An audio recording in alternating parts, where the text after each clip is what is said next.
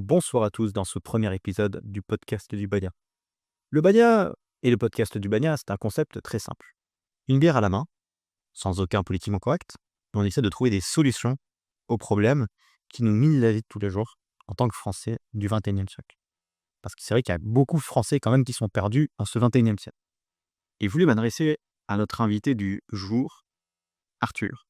Bonsoir Nicolas, merci pour l'invitation. Tu sais pourquoi je t'ai invité? Peut-être, Imagine. c'est pour parler des problèmes qui peuvent exister dans notre beau pays. Ah mais quel problème? Ah bah écoute, moi je vais te parler tout de suite du problème le plus important. Le numéro 1. Le numéro un au-dessus de tous, c'est que bon, les Français sont un peuple extrêmement critique, ce qui est une bonne chose en soi. Mais le grand problème, c'est aussi un peuple très passif. Parce qu'ils vont beau avoir gueulé, s'énerver et tout, euh, ils vont quand même globalement ne pas être dans l'action.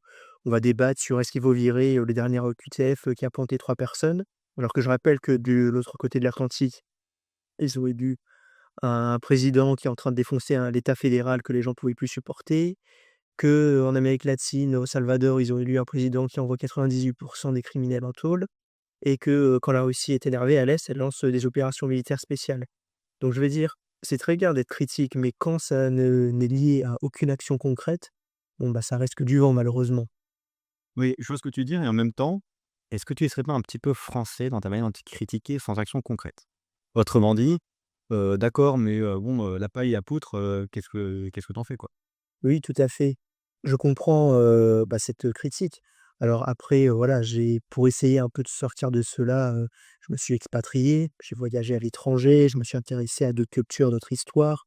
Donc pour toi, tu t'expatries comme une forme de solution, en fait, à ce problème-là, de passivité?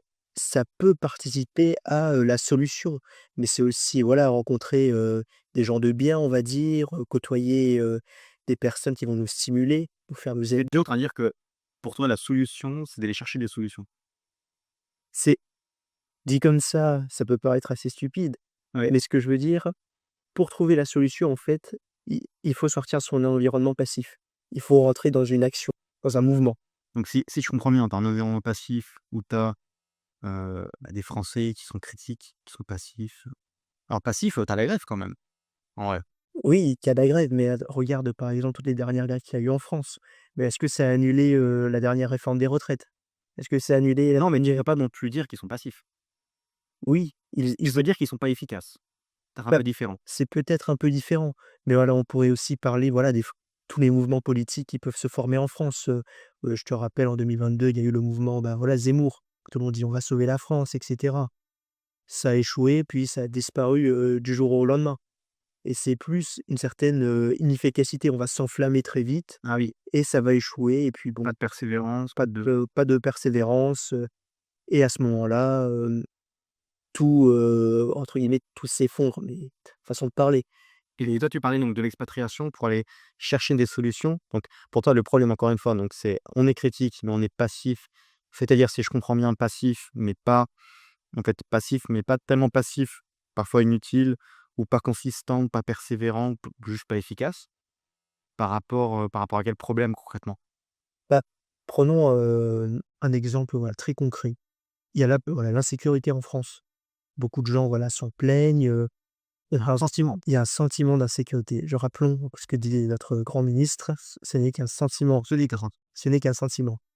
Les Français, voilà, vont se plaindre, des gens sous OQTF qui ne sont pas expulsés, qui commettent, des crimes, extrêmement violents, brutals des fois et crime après crime, cela va scandaliser, mais les Français ne vont rien faire.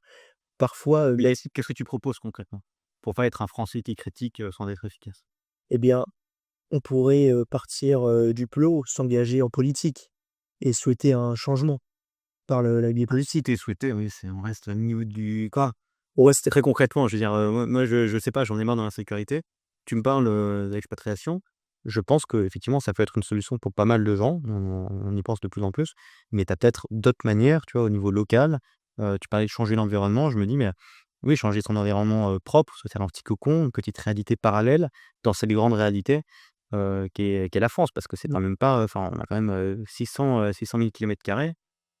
Bon, il y a de la place, quoi. oui, mais, pour toi, quelle serait en fait cette, réalité parallèle? sans rentrer en fait dans un problème sectaire qui serait: «Bon, bah, je m'éloigne complètement, du reste de la population, je vis en reclus avec une dizaine de personnes». Ouais, t'as la ZAD. T'as la bon, tu l'expatriation, ça c'est clair, en sachant que t'as les problèmes de langue, la barrière et cetera. Mais t'as plus de chances de tomber sur un peuple un peu plus sain, où il y a pas de politiquement correct, comme au Bagna. Mais tu le problème la problématique de la langue. Après tu peux faire ta réalité parallèle avec des groupes de famille. Enfin, oui, tu peux faire des ZAD, tu peux faire des trucs, d'accord, OK, super. Tu Mmh. peux faire un truc, à part. Tu peux aussi simplement, à mon avis, hein, rayonner là où tu vis. Par contre, ça doit demander un esprit d'initiative sans cesse renouvelé parce que tu as face à toi de l'individualisme, tu vois? Mmh. Et encore, le côté un peu râleur, critique du français, mais qui veut pas non plus, concrètement, tu vois, faire quelque chose. Et je pense que c'est ça le vrai problème, c'est que tu me dis: «On n'est pas efficace», mais même avant d'être efficace, qu'est-ce qu'on fait concrètement? Là, tu parlais des grèves, des choses qui sont, en fait, des rapports de force, de la violence, quelque chose de négatif, tu vois? Mmh. Où tu as pas forcément, d'idéal, tu as pas de vision, tu pas quelque chose qui te transcende, tu as pas quelque chose qui t'enthousiasme. Je te donne un exemple qui est très simple. Toutes les 2 3 semaines, je reçois des amis dont tu fais partie, je te rappelle. Ah bon? Ouais.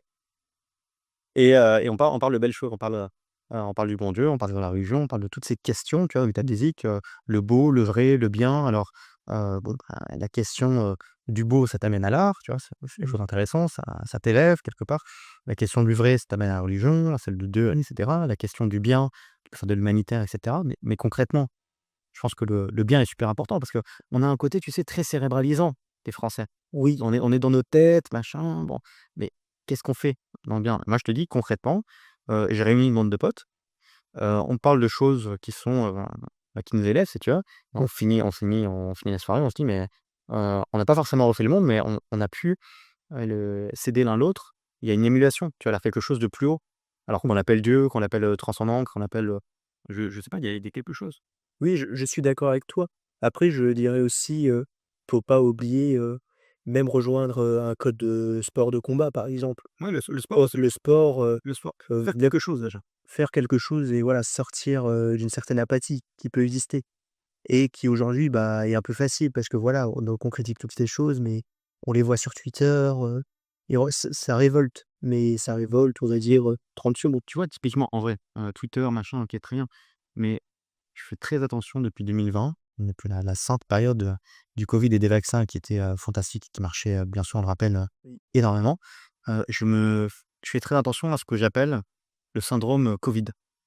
Le syndrome Covid, pour le coup, c'est pas du tout asymptomatique, on peut vraiment le voir chez les gens et du coup, ça fait vraiment, c'est vraiment contagieux pour le coup, contrairement au Covid. Le syndrome Covid, c'est quand on t'alimente, tu vois, d'un espèce de truc un peu négatif et tu sors dans la rue et en fait, beh, tu sais quoi? Bah, tes oiseaux, ils chantent. Mais tu sais quoi? Mais en fait, le soleil, il est là. En fait, le ciel, il est toujours bleu. Les chiens continuent à se balader et même toi, tu peux faire tes courses, en fait. Il y a pas des cadavres dans la rue et tu vois, il faut faire attention à ce côté quand je te disais réalité parallèle, Ouais. je te disais ça par rapport, oui, créer son propre petit cocon, tu vois? Parce que tu peux pas, tu peux pas être président de la France, changer et cetera, mais à son humble niveau, au niveau individuel et au même au niveau familial ou même de tes amis, tu peux faire un petit cocon. Mais peut-être qu'on parle maintenant d'une réalité parallèle, pour ceux qui étaient chez nos ancêtres, une vraie réalité, un vrai principe, tu vois? Mmh. Et un vrai principe de vie et une vraie, une vie, en fait, organique, une vie sociale qu'on n'a plus. Oui. Tu vois? Quand on dit, la reconnaissance sociale, c'est juste le fait d'être reconnu, même physiquement dans la rue et on n'a plus du tout ça. Oui, je suis assez d'accord avec ton point de vue, mais je rajouterai quand même voilà, ce petit commentaire. On peut pas non plus s'éloigner totalement de, j'allais dire des affaires du monde, mais je veux dire, des affaires de la France. Parce qu'on même si on a notre cocon, malheureusement, on est impacté. On peut pas s'en éloigner complètement. On vient nous chercher, dedans. Par exemple, voilà, parce qu'on avait Ou beaucoup bien Chauchat. par exemple, on a beaucoup parlé de la sécurité. C'est, bah, les risques pour toi, quand tu rentres le soir, Oui. une fête, Non, c'est quand je parle de cocon, le cocon n'est possible que dans certains endroits. Enfin, alors, tu as l'expatriation où là, carrément, tu vas sortir du pays, mais tu peux simplement sortir déjà des grandes villes. Tu peux sortir même des petites villes parce que ça dépend, tu vois? Aujourd'hui, enfin, par l'insécurité, tu vois? oui, Juste pour vivre, tu vois? Juste pour pas faire que survivre, mais pour vivre, tu vois? Et avoir une chance de vivre et d'apporter un avenir à tes futurs enfants si Dieu t'en donne. Mais je parlais de cocon. En fait, comprends-moi bien, le cocon, c'est une vie, un peu à part. C'est une vie parallèle et parce qu'en fait, on vit déjà dans une vie parallèle. On vit déjà dans des espèces de villes qui sont, comme le dirait Camus, des solitudes peuplées, tu vois? Et en fait, on se connaît pas. On se connaît pas, on a aucune vie sociale, on connaît pas nos voisins, on est né dans l'asphalte et du béton, on va peut-être mourir dans l'asphalte et du béton. On aura peut-être un cercueil en bois, mais encore enfin, c'est quand même des perspectives qui sont, glauques, quoi. Premier Voilà, mais mais si c'est pas en carton parce que ça serait écologique, hein. parce que ça, en plus, c'est écologique, Franchement, non. Ah, tout est possible malheureusement. Non, mais je vois ce que tu veux dire. Mais, et effectivement, je suis d'accord, voilà, avec les solutions que tu proposes. Mais voilà, le but, c'est de sortir de cette apathie. C'est de pas rester derrière son écran à pester, ouais, et c'est à ça. poster, sur internet pour à la fin commander, son Deliveroo, Uber Eats, tout truc comme ça, en regardant son Netflix Bien sûr. et et puis se coucher à minuit et se lever le lendemain matin, pour une nouvelle journée de travail ou d'études, peu importe, et répéter ce cycle sans cesse. Ah, je pense que tu perds le sens. Tu perds le sens et je fais un petit aparté, tu connais la pyramide de Maslow? Oui, En gros, si on résume la pyramide de Maslow, tu me contredis si c'est faux, mais en gros, c'est une pyramide où tu as différents besoins. oui, Tu des as les besoins besoins physiologiques, pour être idéologique. donc au début, c'est quoi? C'est manger, c'est avoir besoin de boire, c'est la chaleur, c'est, bon, avoir des bonnes conditions. Après, tu as des besoins, je crois d'appartenance, je crois que c'est ça? Oui, j'allais dire social, mais j'ai plus les termes exacts. Mais en gros, oui, d'appartenance à un groupe. Après, tu as des besoins qui sont encore plus élevés et qui forment une pyramide, donc tu en as de moins en moins, mais ils sont de plus en plus, beaux et harmonieux et en même temps, la majorité peut vivre sans. C'est les besoins, de réalisation, de faire des choses. Mais tu sais, en fait, moi, j'ai l'impression qu'il y a un truc qui me manque, parce que c'est une idée qui est très matérialiste, qui a peur de commencer par les besoins, physiques. Moi, je te pose une question, tu réponds quand. Un mec qui a tout pour plaire, tu vois? Oui, Qui a de l'argent et cetera, mais simplement il perd en bourse, machin, il perd son argent. Bon. En soi, il a encore enfin, je suis pas un milliardaire fini, qui perd des milliards, mais il a encore des millions. Oui. Il a tout ce qu'il faut pour vivre. Il a encore son appartenance, il a encore, peut-être il va perdre des groupes d'amis milliardaires, il va revenir chez le millionnaire. Bon. Mais il y a des mecs qui se suicident. Comment ça se fait? Et moi, ce que je postule, c'est que en dessous de tout ça, tu as le sens. Tu vois? Le sens, pourquoi tu fais les choses. Après, ça peut t'amener, très loin. Mais en fait, il faut que tu aies d'abord ce sens. Et le premier truc dans ton environnement dans lequel il faut que tu évolues, c'est pourquoi est-ce que je fais les choses? oui, je comprends. Alors, ça peut sembler un petit peu abstrait comme ça, mais très concrètement, si tu as un boulot où tu sens que, ce que tu fais, n'impacte absolument pas le résultat final, qu'on te remercie pas, que tu pourrais le faire ou ne pas le faire, ça change rien, je veux dire, change de boulot. Oui, non, mais je suis d'accord avec toi. Après, c'est voilà le sens du boulot. Quand c'est un travail alimentaire, aisé, ce n'est pas péjoratif, mais pour dire que tu vas nourrir ta famille et tes enfants, si c'est relativement bien payé, que ça permet à ta famille, voilà, de tu là, c'est d'ailleurs c'est un sens, mais je pense. Mais le travail en tant que tel n'en aura pas. Par exemple, si ton travail n'est que de remplir, des feuilles pour des PowerPoint ou des Excel toute la journée, oui, ce n'est pas exaltant, mais on peut y en trouver un sens et une raison de se lever tous les matins pour faire ce travail. Mais tu vois, si je résume, parce que en gros, le problème qu'on constate, c'est le côté, bon, critique, passif, pas efficace, enfin, le côté, je veux dire, plus problème que solution, tu vois? Le côté, on aime bien s'attaquer à des problèmes et c'est pour ça que, environniquement, on commence avec un problème et pour trouver la solution précisément. Oui, On parlait de ça, on disait, en fait, il faut changer son environnement. En fait, son environnement, c'est tellement tout. Son environnement, c'est, ce que tu écoutes, ce que tu bois, ce que tu manges, les gens avec qui tu es, ton travail et en fait, bien sûr, parfois, tout sera pas idéal. Tu vois, ton travail, il y aura des soucis, hem, il y aura des soucis avec tes amis, avec ce que tu bois, ce que tu manges, mais il y a quand même des petits points que tu peux contrôler, tu vois? Tu peux quand même plus ou moins contrôler ce que tu manges, ce que tu bois. Tu peux contrôler ce que tu mets dans les écouteurs. Tu peux contrôler, je sais pas, ta routine de vie. Tu peux contrôler, le sport. Tu peux contrôler ce que tu vis, tu vois? mmh, Les gens avec qui tu es, parfois, il y a bon, je comprends que ça soit plus délicat, mais s'il y a des gens qui sont vraiment nocifs, faut les virer. En fait, faut pas tellement les virer, il faut les remplacer, tu vois? Mais moi, je crois vraiment mmh, que dans tout cet environnement, on peut petit à petit, tu vois, changer par des toutes petites, améliorations, tu vois? oui. Faire un peu plus attention à ce qu'on mange, ce qu'on boit, être un petit peu moins pardon, mais un Ah, peu du moins boire, je veux dire, vraiment les ah, c'est compliqué, c'est même compliqué, mais un petit peu, j'avoue, juste un petit peu au début. les habitants de proche en proche et puis se rendre compte qu'on en a pas besoin et puis par rapport au boulot, tu vois? Soit demander à son manager d'autres choses, tu vois? Et j'ai vraiment l'impression que de proche en proche, ça t'amène tout ça, que j'ai vécu, hein. un espèce de nouveau niveau de conscience, tu vois? Et tu te dis: «Mais en fait, il y a des solutions». Et moi, ce que je pense, donner le fin mot de mon histoire entre guillemets, c'est qu'il y a pas mal de gens qui sont désespérés, qui sont perdus, aujourd'hui en France, qui trouvent plus des solutions parce qu'ils ne voient pas de solution. En fait, ils voient pas de Mmh. solution parce qu'ils sont enfermés dans le problème et ça les aveugle, en fait. Je sais pas si tu vois Oui, ce que je veux dire? je comprends ce que tu veux dire, mais ils sont aveuglés par leurs problèmes et il y a toujours cette impression que la solution viendra d'en haut, que la solution ne soit De l'extérieur. de l'extérieur et ne sera, voilà, extérieure ou globale, à tout le pays. Alors que oui, c'est avant tout individuellement que la solution viendra et par, notre discipline. Oui, je Persévérance. pense. Et par rayonnement, tu vois, de proche en proche, tu changes ton environnement, tu changes aussi un petit peu l'environnement Mmh. d'autres, en réalité. Des collègues avec qui tu parles, de ta femme, de tes enfants, de tes parents, tu vois, des collègues, les amis, de proche en proche, ça. Et je pense vraiment que, enfin, tu peux assainir le terrain à ton propre niveau et après, rayonner. Oui, je te rejoins, mais à la fin, ce sera toujours une démarche individuelle. Chaque Mais, individu moi, ce que je me dis, c'est concrètement, il y a des choses qu'on peut contrôler et des choses qu'on ne peut pas contrôler.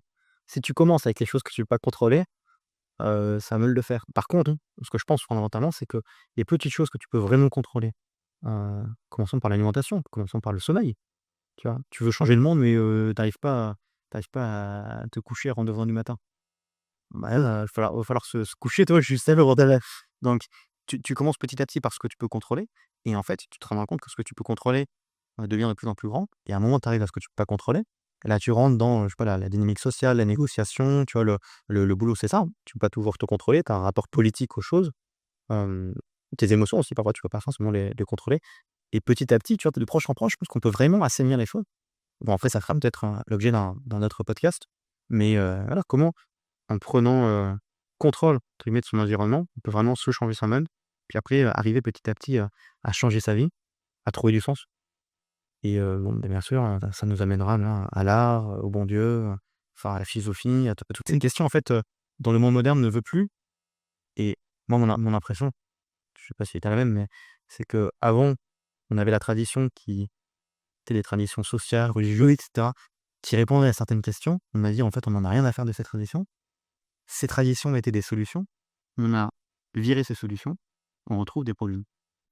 oui, je pense qu'il y a de ça. On a pensé que le monde, matériel, répondrait à la plupart de nos problèmes Oui, et on se rend compte aujourd'hui, que malheureusement ce n'est pas le cas et d'une certaine manière, aujourd'hui tout le monde est en quête, d'un sens, d'une manière ou d'une autre. On parle, alors certes, on a déjà évoqué certaines choses, mais on ne pouvait pas dire que les mouvements écologistes, les mouvements féministes, cherchent aussi une solution à ces problèmes, actuels, avec en dépassant cette question matérielle.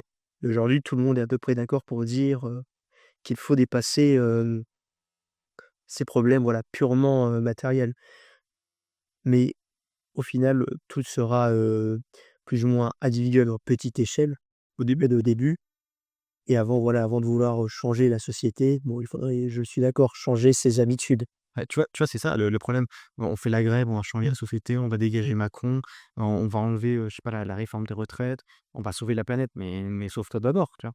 Pardon, mais Je suis d'accord, mais après il y a aussi une impulsion. Quand on veut, virer Macron au moment de la réforme des retraites, c'est parce qu'on est profondément scandalisé. C'est une impulsion animale. Il y a pas de, je pense, de réflexion. oui, c'est vrai. C'est, on est scandalisé, on se soulève. Oui, mais ça veut dire que justement, quand on parlait de contrôle, c'est-à-dire qu'on a affaire à des gens qui se contrôlent pas. Moi, je réfléchis un minimum, je me dis: «Bon, bah, c'est peut-être pas moi, avec mon petit SMIC, tu vois, qui va dégager Macron. Le rapport de force, il est pas équilibré, bah». Oui, non, je suis d'accord, sur ce point-là et bon, si on veut être un peu assertif, on dira que c'est pour ça qu'il y a moins de chances que des gens, de droite, se mettent à se soulever, à faire des manifestations, que c'est plus quelque chose, Ouais, c'est vrai. de gauche en général.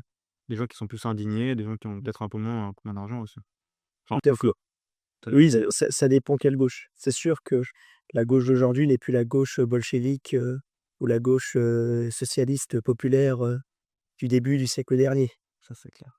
Enfin bon, donc pour résumer, ton problème, c'était quoi? Moi, mon Le pro problème que tu vois? Moi, mon problème, c'était la critique facile des Français Oui. et leur passivité générale face, voilà, à de nombreux problèmes qu'ils analysent généralement bien, Oui, c'est m vrai. mais pour lequel ils n'ont pas de Enfin, solution. sur l'analyse, je pense qu'on peut revenir parce que tu vois, encore une fois, on parlait des grèves, on parlait, du climat. Bon, on a peut-être des choses à redire, mais imaginons que l'analyse soit bonne. Toi, tu penses qu'il y a un problème de volonté, un problème de Oui, je pense que voilà, sincèrement, il y a ce problème-là en France et on le voit par exemple, bah, quand une partie de la droite française célèbre la victoire de Donald Trump comme si c'était leur victoire ou même d'autres politiques dans le monde. on vit par procuration. On vit par Oui, procuration. ça c'est vrai, ça c'est vrai. Mais quelque part, est-ce que c'est pas aussi, tous les écrans, Oui, tous les cinémas, tous les jeux vidéo, on vit de manière totale par procuration. mmh, Quand tu scrolles, tu vois, pour voir le bien contenu sûr, des autres, tu vois? Enfin, c'est ce que je disais, procuration. On est une on est sur, Twitter et on vit par procuration, les victoires, et parfois les défaites aussi des autres, sans s'intéresser à nous-mêmes, malheureusement. si on reste sur cette idée, donc il y a un problème, on est trop passif, on est passif, on voit des problèmes mais on n'apporte pas de solution. On n'apporte pas de solution parce qu'on vit par procuration. Donc il faudrait prendre les choses en main. Moi, à mon sens, oui, j'apprends que c'est aussi ton impression. On peut commencer à prendre les choses en main quand on change, je vais dire radicalement, mais petit à petit, son propre environnement intérieur. Mmh, Intérieur et extérieur, bon, son corps, le sport, l'alimentation, enfin il y a pas mal de choses si tu veux et je pense qu'après il y a peut-être je pense qu'une fois que ça c'est bon, qu'on a à peu près 1 000 000 de sens dans tous ces domaines-là, on va peut-être pouvoir, dépasser les planches. c'est ça.